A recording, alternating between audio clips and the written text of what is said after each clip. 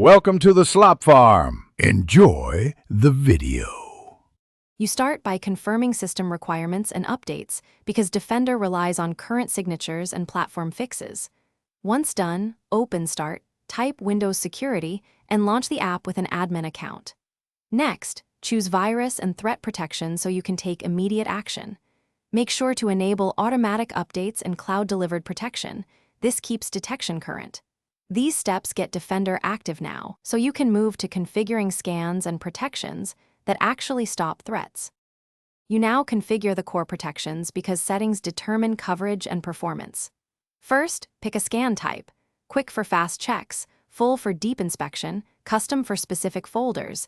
Then schedule a daily quick scan and weekly full scan. Enable real-time protection and cloud-delivered protection to catch threats instantly and use machine learning. Turn on tamper protection to prevent settings changes, and consider controlled folder access if ransomware is a concern. These configurations balance safety with system impact.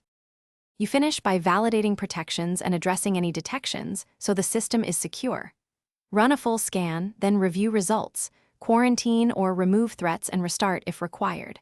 Once done, inspect the security history and export logs for records or deeper analysis.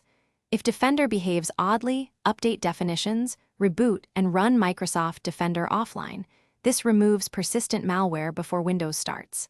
If updates fail, temporarily disable conflicting third-party AV.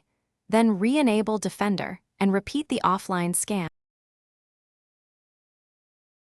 Thanks for watching. Consider subscribing if we helped you today.